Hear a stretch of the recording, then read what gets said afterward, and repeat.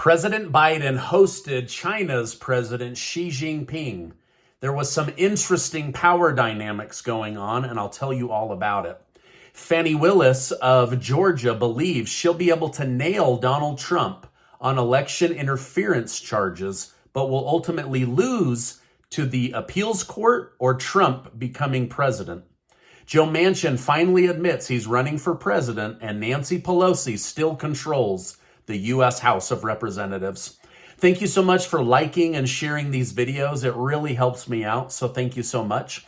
My interview from earlier today was with Gregory Mannarino. If you have any money at the bank or in the stock market or in gold or silver, you're going to want to watch that interview. It's really informative, and I'll make sure to link it at the end of this video. GOP House Speaker Mike Johnson has just avoided a possible government shutdown. That's good news, right? His proposed continuing resolution, which extends funding programs as they currently are, was mainly supported by Democrats and not by Republicans. While some Republicans objected to him not making cuts or improvements at the border, ultimately 127 of them did support him, and the bill did pass. Now, the bill addresses crucial areas such as healthcare, education, and U.S. infrastructure, but failed to address the crisis at the southern border. Ultimately, Johnson may have created some enemies by not making cuts or requesting changes, but instead going with the status quo. In a nutshell, Republicans are in control, but it's obvious that Nancy Pelosi still rules the House of Representatives. Today, President Biden and his cabinet hosted President Xi Jinping of China. You would have thought you were in China. The road was lined with flags from China, not United States flags. Hello, we're in America. Where were all of our flags? Now, Xi told Biden, the world is big enough for both of us to be superpowers, so let's avoid military conflict.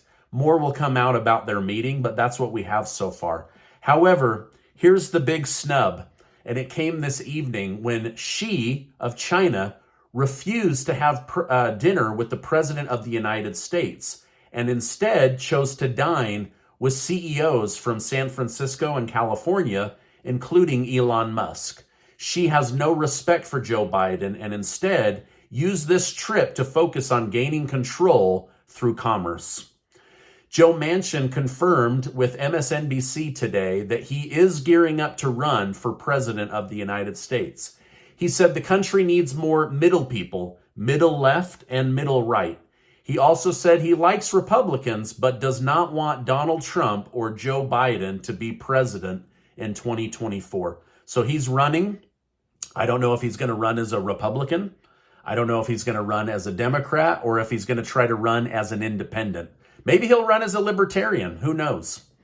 The Pentagon has confirmed that Iran-proxy forces in Iraq and Syria have attacked and injured 59 U.S. military troops.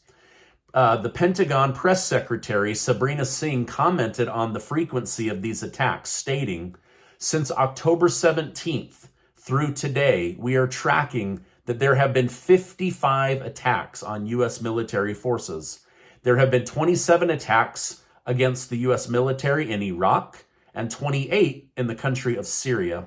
While the U.S. has destroyed multiple ammunition facilities in response, it appears this has not stopped the attacks, and so people are starting to get a little bit worried about what might be coming in those regions. So I guess while everyone was focused on Israel and Gaza, the U.S. military was being attacked and people were being killed and injured every single day since the 17th. Now, it's interesting how the mainstream media is sheltering Joe Biden from these types of stories. You have to look outside of the mainstream media to find that the U.S. is even being attacked. I mean, it's crazy the lengths they'll go to protect this president. Now, the Pentagon also shared classified, or rather declassified intelligence, which documented Hamas's strategy of using hospitals in Gaza for military purposes.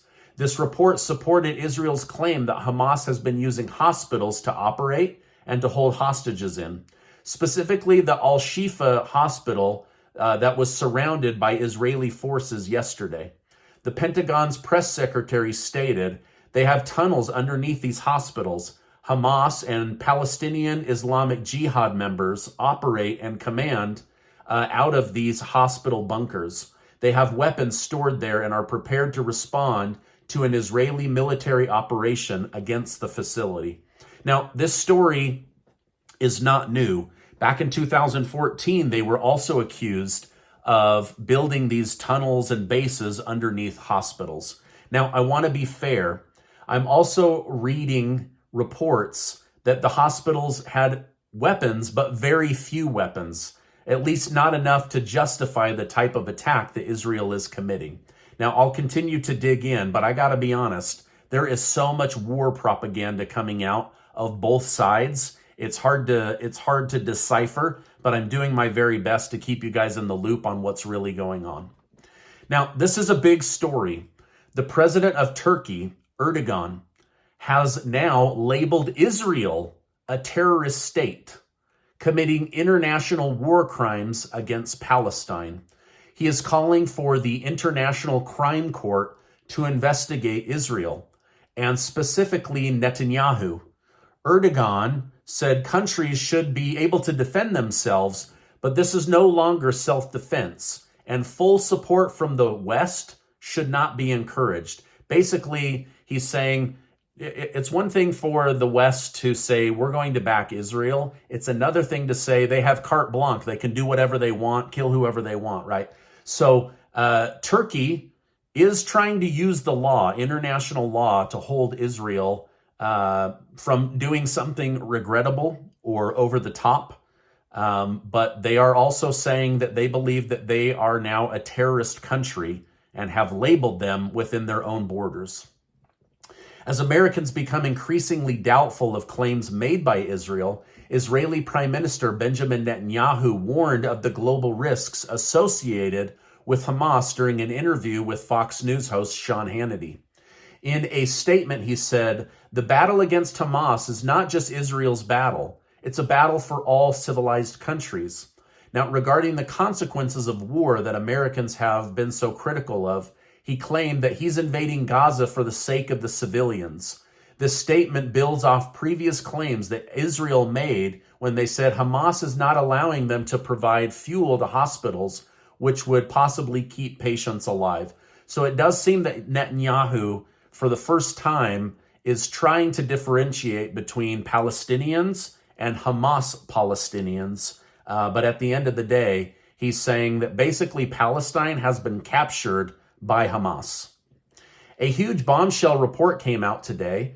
Behind a controversial abortion pill are several well-known billionaires. The company has held ownership from private users using shell companies in order to bury their true identity. But today it was revealed Warren Buffett and George Soros are at least two of the billionaires helping Americans and women all around the world to abort their babies.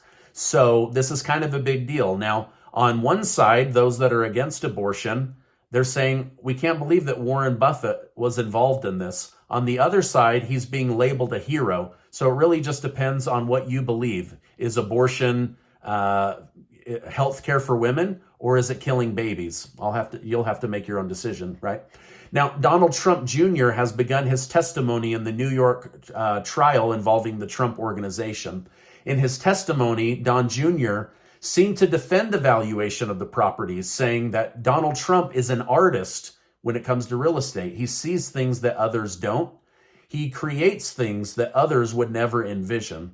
As of now, the judge has already ordered the Trump Organization to be dismantled, but the decision will be appealed. And so as of right now, the Trump Organization has not been dissolved.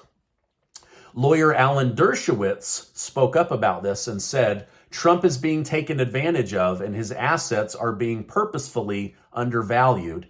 He said, the proof is in Mar-a-Lago. He said, list Mar-a-Lago for sale at $18 million and you'll have people, including myself, lining up to buy it for that cheap. So basically he's saying real estate is valued by what people are willing to pay, not by what the government deems it as being valued at.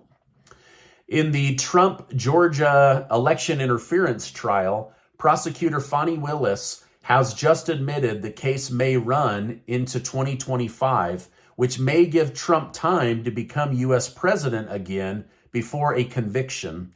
She stated, "I think the case will be on appeals for years, but I believe in that case there will be a trial. I believe the trial will take many months, and I don't expect that it will conclude until the winter of 2024 or the very early part of 2025. So basically what she's saying is the original case that we're working on, that's not even going to be done until after Trump could become president or lose. I'm not saying he's going to be, or could become president, right? But she's also saying that even if we get that conviction, Trump is immediately going to appeal, which will be tied up in court for many, many years. So she's essentially saying we're going to do our best to get this guy, but even if we get him, we might not really get him. So anyway, that's the big update on that story. In a strange twist, Hunter Biden is now trying to subpoena Donald Trump and former AG William Barr to see whether the two of them colluded to go after Joe Biden's child, Hunter Biden. Now, Hunter Biden is pretending like he's a saint with angel's wings and did nothing wrong, but he's trying to say that this is political persecution against who Donald Trump was running against. So look at how the tides have turned, right? So now Trump is saying, this is Biden coming after me, and now the Bidens are saying it was actually Trump going after the Bidens while Biden was running for president. So anyway, kind of interesting. Lots going on in the news today. Now, before you go, please let me remind you that you are amazing. I tell you that just in case no one else tells you today. Truly, I believe it. You are amazing. Thank you so much for stopping by. Please give this video a like.